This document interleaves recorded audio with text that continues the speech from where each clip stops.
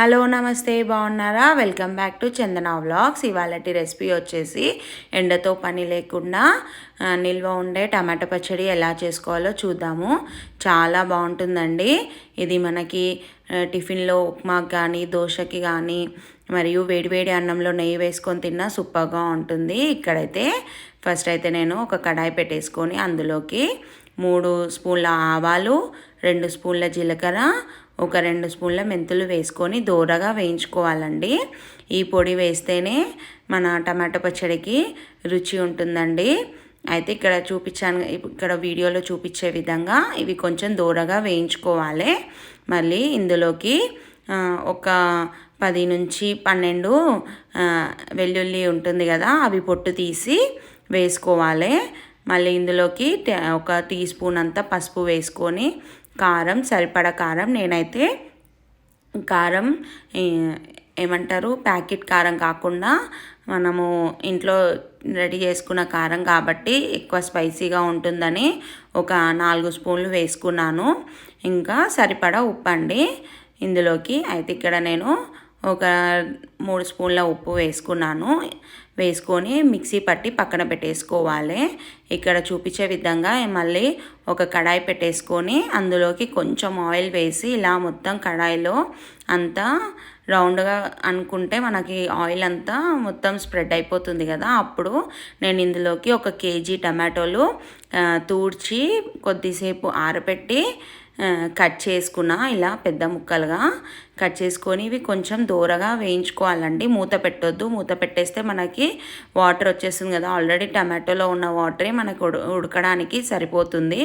ఇవి కొంచెం స్మూత్ అయ్యాక ఇందులోకి మనము ఒక కేజీ కదా, ఇందులోకి నేను ఒక అద్దపావు అంతా అంటే 50 గ్రామ్స్ చింతపండు వేసి ఇప్పుడు మూత పెట్టేసుకొని ఒక 5 మినిట్స్ వరకు మగ్గించుకోవాలి. చూపిస్తున్నాను కదా ఇందులో అలా మొత్తం దగ్గరకు అయిపోవాలండి. వాటర్ అంతా మళ్ళీ బయటికి వచ్చేయాలి. అప్పుడు మనం మూత పెట్టుకోకుండా మళ్ళీ ఒక 5 మినిట్స్ వరకు ఉడికించుకోవాలన్నమాట. ఇది చూసారు కదా, మొత్తం వాటర్ అంతా వెళ్ళిపోయింది కదా. ఇప్పుడు నేను చిన్న జార్లో తీసుకున్న ఆ పొడి అంతా మనం పెద్ద జార్లో వేసేసుకొని ఇది పూర్తిగా చల్లారిపోవాలండి. టమాటో చింతపండు అనేది మనము ఉడికించుకున్నాం కదా, అది మొత్తం చల్లారాక మిక్సీ పట్టేసుకుంటే ఎంతో రుచికరమైన టమాటా పచ్చడి రెడీ.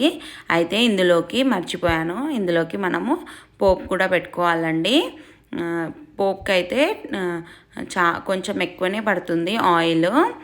అయితే చూపించాను కదా, కొంచెం ఎంత ఎక్కువ తీసుకుంటే అన్ని రోజులు ఆయిల్ ఎంత ఎక్కువ ఉంటే అన్ని రోజులు మనకి నిల్వ ఉంటుంది. అయితే ఇందులోకి నేను మళ్ళీ ఒక 2 స్పూన్ల ఆవాలు, 2 స్పూన్ల జీలకర్ర, ఒక 2 టేబుల్ స్పూన్ శనగపప్పు వేసి దూరగా వేయించుకున్నాను. ఇందులోకి ఎండుమిరపకాయలు అండి ఒక 10 నుంచి 10 తీసుకున్నాను. 10 కొంచెం సగానికి కట్ చేసి వేసేసుకున్నాను. ఇవి కొంచెం వేగాక అందులోకి మనము వెల్లుల్లి ఉంటాయి కదా, డైరెక్ట్ వేసేసుకోవాలి, దంచుకోవద్దు కొన్ని. అయితే ఇక్కడ నేను మర్చిపోయానండి కరివేపాకు వేసుకోవడం.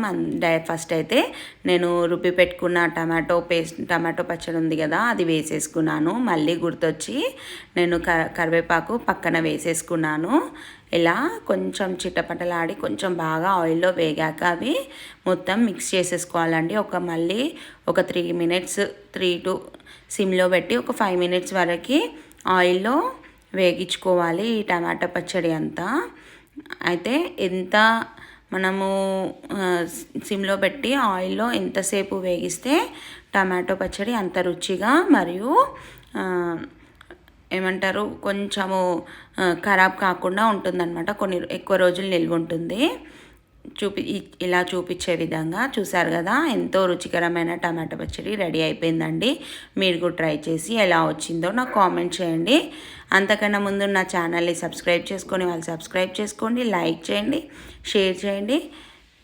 ప్లీజ్ నా ఛానల్ని సపోర్ట్ చేయండి. బాయ్. మరొక వీడియోతో మీ ముందుంటాను.